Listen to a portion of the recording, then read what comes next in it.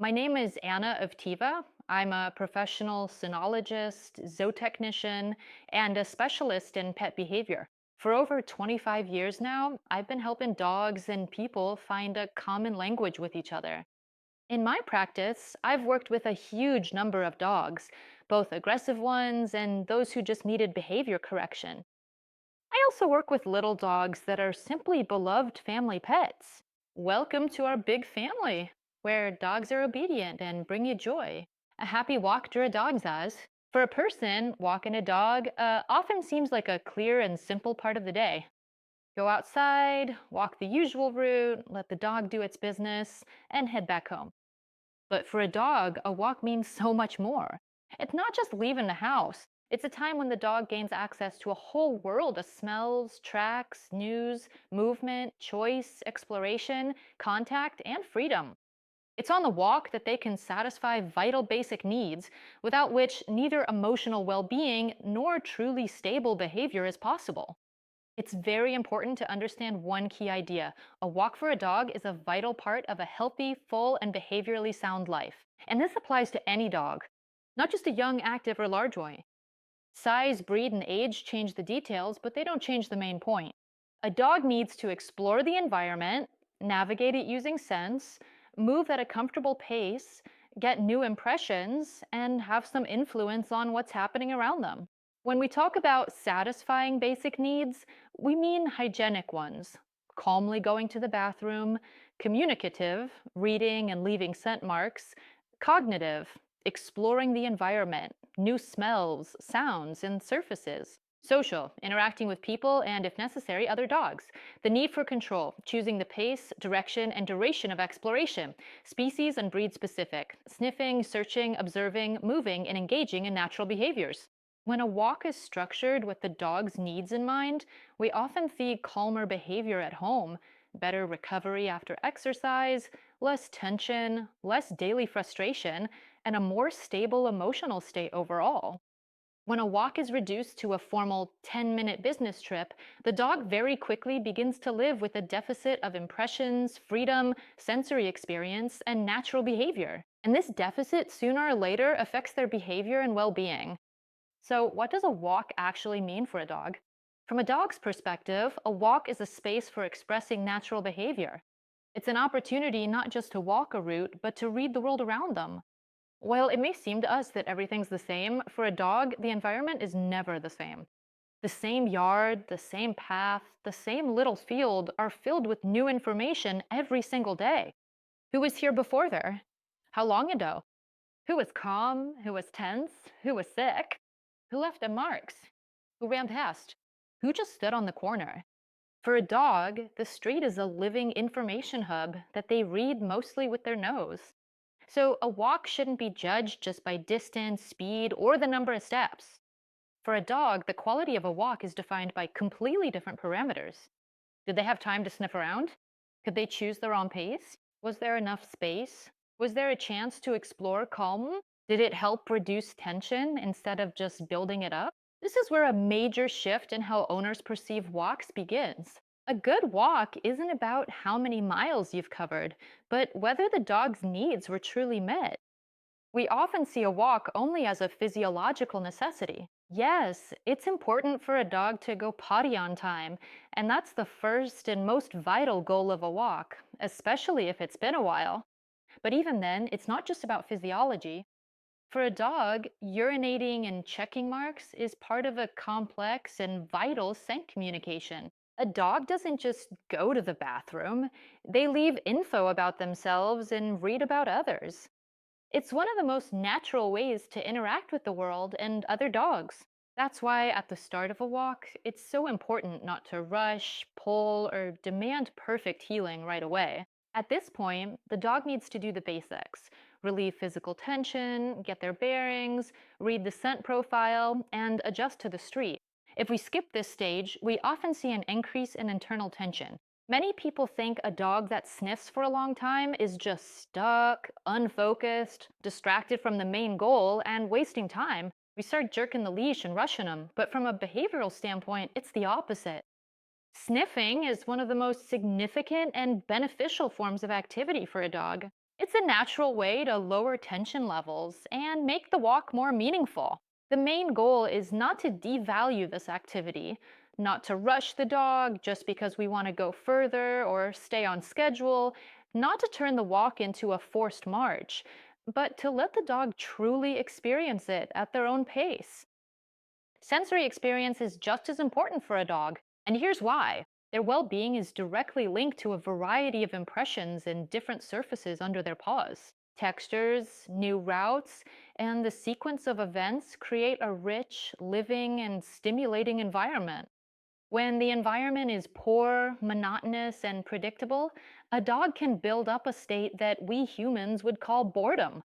And then behaviors often emerge that owners perceive as bad habits. A walk is important not just for the dog's contact with the outside world, but also for their contact with the human.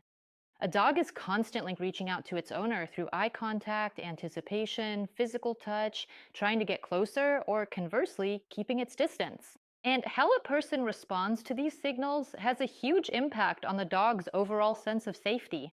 On a walk, it's important for a dog to not just physically feel its owner nearby, but to also feel a sense of togetherness and support. A good walk isn't just walking next to the dog, it's walking together with the dog.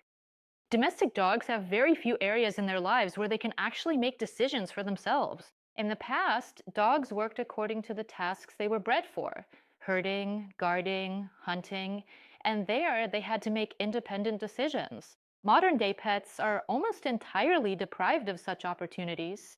In this sense, a walk becomes an especially significant part of the day, where a dog can and needs to make its own choices: where to turn, where to linger, which area to explore longer, what surface to walk on, and what pace to move at. This choice gives the dog a chance to have at least some influence over what's happening. Reducing total control by the human often leads not to chaos, as one might assume, but to a decrease in frustration. A dog that has room for initiative often feels calmer, which means it listens to the person better, has fewer conflicts, and switches tasks more easily. It's important for a dog to be a dog, to dig, chase, search, carry, herd, observe, guard, move fast, sniff for a long time, and follow tracks. All of these are normal expressions of species specific and breed specific behavior, and this is where the walk takes on another important meaning. It provides an opportunity to channel the dog's natural needs into a safe and healthy direction. If a dog has a strong need to search, it needs search based tasks. If it's important for it to move, chase, or carry something, it needs forms of activity where it can do this safely. If it wants to dig, it's helpful to think about where and how this need can be legally satisfied. If it's very focused on observing and controlling its space, it's important not to fight this, but to help it fulfill that role. Behavior becomes more stable not when we simply forbid everything, but when the dog has an acceptable way to be itself. Another important point is the need for interaction with other dogs. And it doesn't always mean the need for close contact play. For one dog, interaction is just a brief glance. For another, it's a parallel walk at a distance.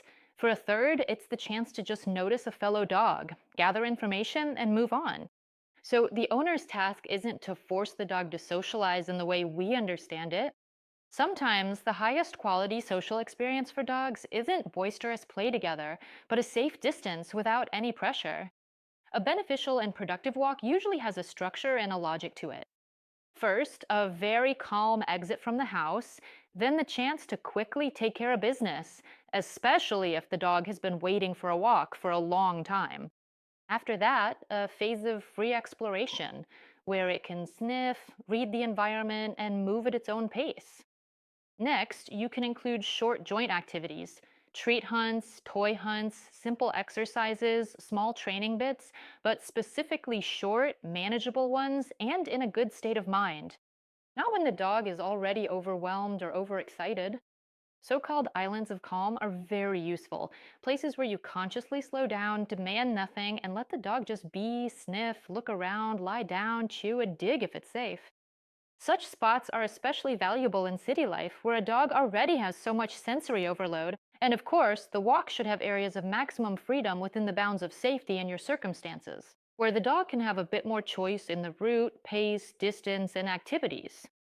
You can understand the theory of walking very well and still ruin its effect daily with one simple thing: constant leash tension.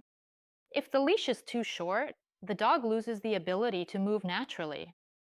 It's harder for them to move to a comfortable distance, stop to explore, choose a path, sniff calmly, and not feel constantly restricted. And along with this, the overall tension increases.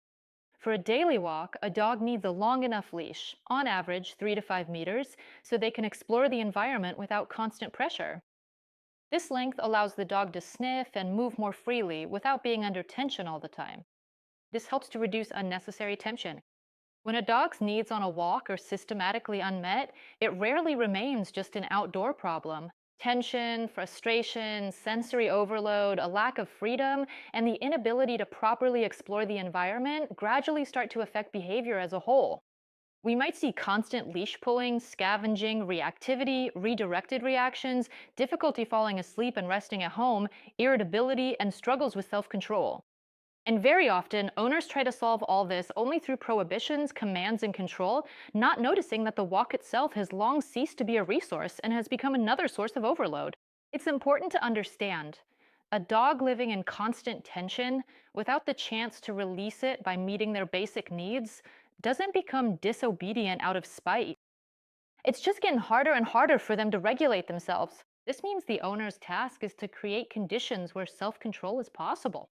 And the lower the constant tension, the more stable the dog's behavior is, both outdoors and at home.